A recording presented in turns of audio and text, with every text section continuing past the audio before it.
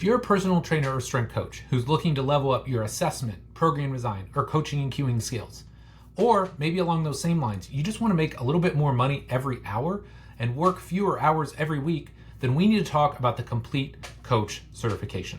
So first and foremost, I am Mike Robertson. I am the creator of the Complete Coach certification.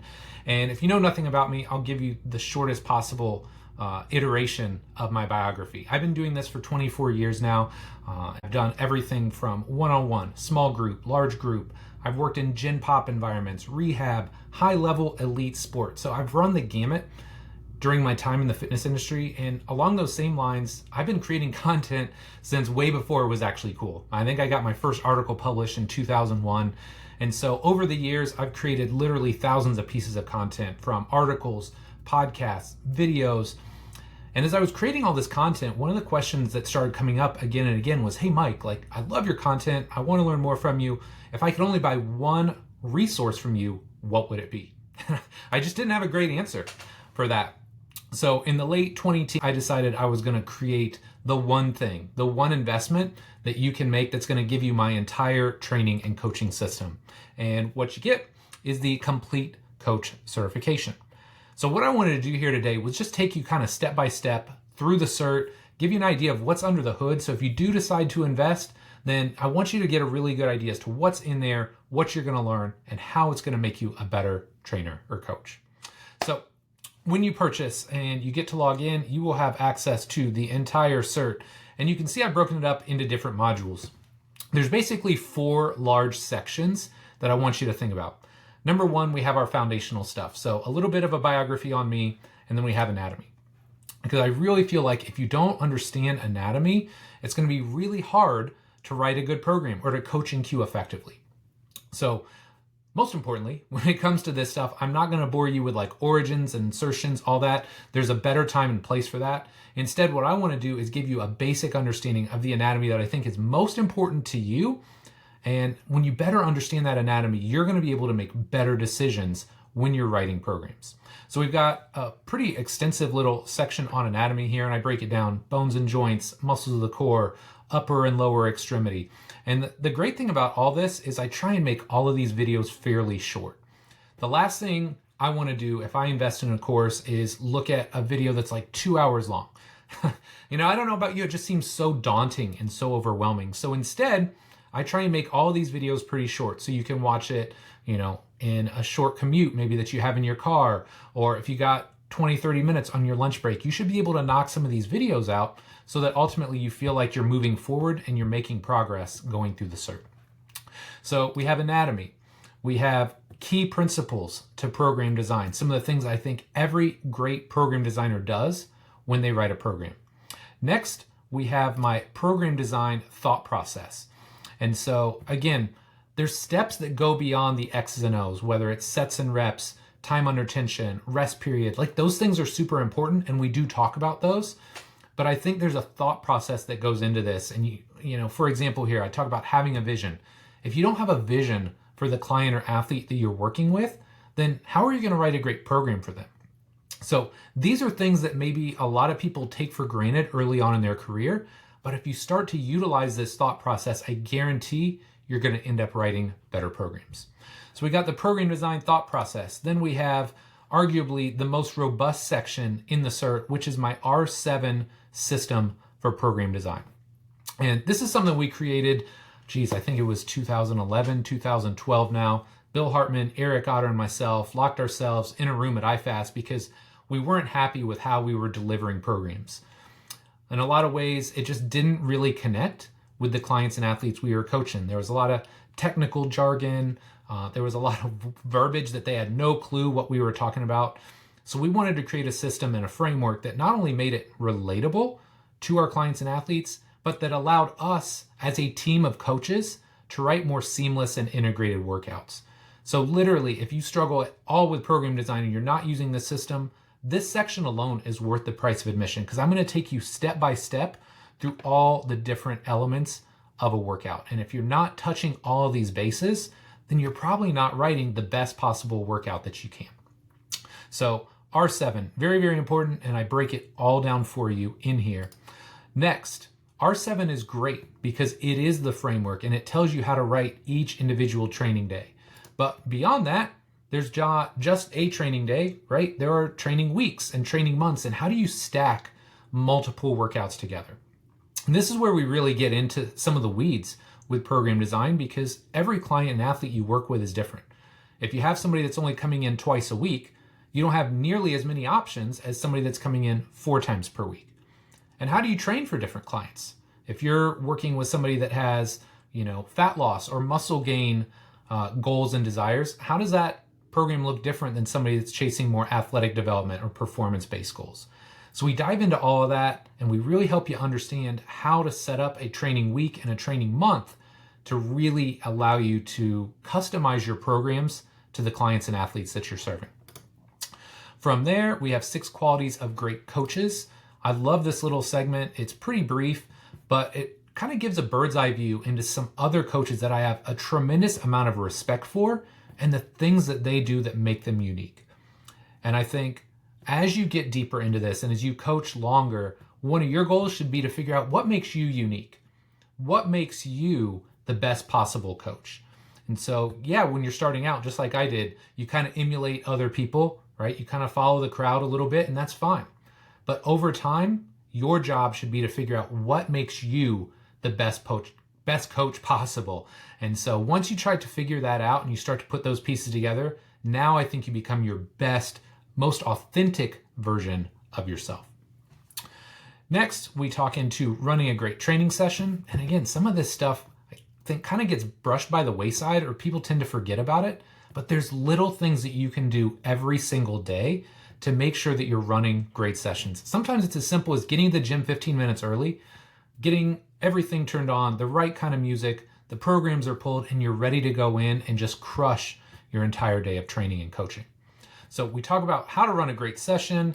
We talk about coaching skills, right? And some of the soft skills maybe that you need to be successful as a coach. I would love it if it was all just like X's and O's, technical stuff. Hey, find your heel, or get your knee over your toe, or brace your core, whatever cues you like. But there are other soft skills that I think if you can learn these and you can master them, it's really going to allow you to connect better with your clients and athletes and help them get better results. Next, we have coaching exercises. And man, this is kind of the foundation for coaching, because I think too often we get confused or it gets overly complex, especially if you're on the internet now. People are talking about all these little cool cues and, oh, you got to do this and that. And yeah, that might be helpful, but there's a system that you need to use when you're coaching clients. There's certain views you want to look at people from. If you're looking at somebody from the side, what are you looking for? What are you trying to coach? If you're looking at them from the front, same thing. What are you looking for? What are you trying to coach? So we start talking about more the technical side of coaching, and we break down what you're looking at from these different views and how it will ultimately help you coach and cue more effectively. And then from there, this is another big dog section. We're literally breaking down and tackling all of the big movement patterns. So when people are talking about squatting, hinging, lunging, pressing, pulling, we've got them all in here.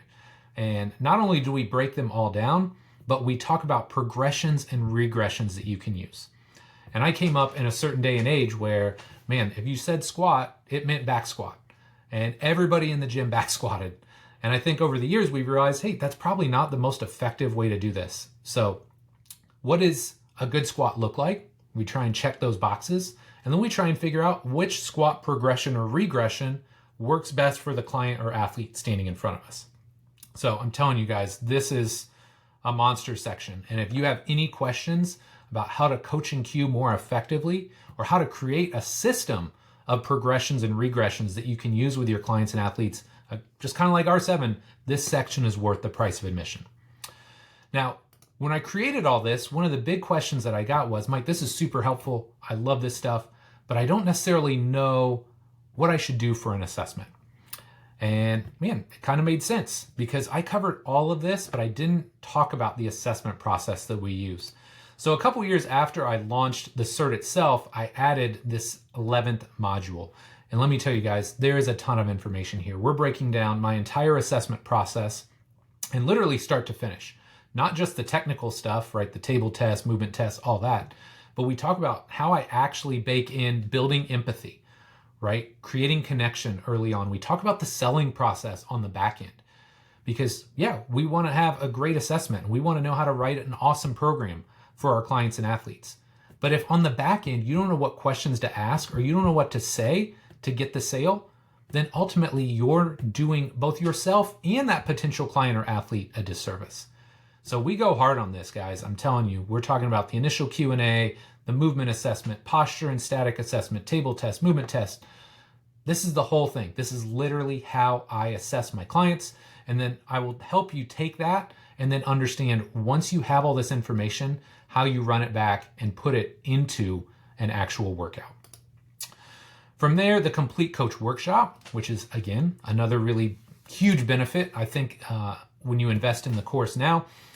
One of the biggest issues that we had was that, when you go through all of the different exercises, right? And you're looking at the squat, the hinge, the lunge. I had one of my employees at the time, Eric, come in and demo all the videos. And the great thing is he does a fantastic job. His exercise technique looks great. But what happens when you have a client or athlete that doesn't look great? So what I did was I did a full 2-day workshop. And I brought in, I think it was 5 or 6 other trainers and coaches. I walked them through the models and then I coach and cue all of them, right? So now we're watching them squat. We're watching them deadlift.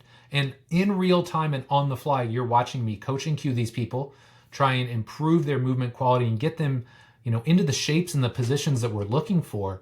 But beyond that, I'm actually trying to help them figure out which exercise variations are best for them. So this is something I did after the fact that I think was a huge benefit. So when you invest in the cert, you not only get the assessment module, you get the Complete Coach Workshop as well. And then, man, there's just all this other great stuff too. So we have a Complete Coach Cert group. It's housed on Circle now. We started with Facebook. Facebook's too spammy, so I didn't want it there. But if you invest in the cert, you get to join the Complete Coach Cert group where you have ongoing access to all kinds of other trainers and coaches who have gone through the course, and you have access to myself. So as you're going through the course, if you have questions or something isn't clear, you can post it in the group and I will answer that for you. Closing statements, and then, man, this last part's pretty sweet too, because one of the biggest things I wanted when I created the cert was to help people like you understand how to coach and cue effectively, how to write great programs. But I know that also takes time. And you're not going to be able to do it right out of the gate, especially if you're brand new to this. I don't expect you to be perfect day one, because trust me, I was not perfect day one. So what I have instead, and to help kind of ease you along into the process, I've got all of these program design templates, right? So we can look at athletic development templates 2 times per week, 3 times per week. We've got fat loss training templates that you can use, tons of these, right? Because I realize a lot of the people that watch this, especially initially, are going to have Gen Pop fat loss clients. So we've got all these different fat loss training templates.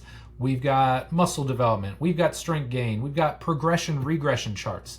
So you go through the entire squat module and you're like, oh man, what came after goblet squat? What would Mike do next? It's in there.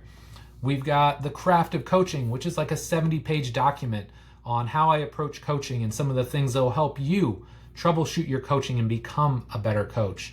Well, there's a webinar on business development. There's new programming templates that I added after the fact. Exercise technique checklist, right? So you go through the squat section, you're like, what were those cues that Mike uses to squat more effectively? Oh yeah, stay tall, feel the whole foot, knee, hip in alignment. Like all of this stuff is designed to not only help you be successful right out of the gate, because I want you to feel like you're getting wins right at the very start, but over the long term, it's going to teach you how to be the best possible trainer or coach and how to really create a system of assessments, program design, and coaching and cueing. So my friend, that is it. That is everything that I have to offer in the Complete Coach Cert, and I really hope you'll consider investing. I think it's a fantastic product. Admittedly, I'm biased. I did create it, but man, there's 20 plus years of time and energy and wins and losses all baked into this course, and I really, truly believe it's going to help you take your game as a trainer or coach to the next level. So thanks so much for watching the video, and if you have any questions at all, please leave it in the comments section below.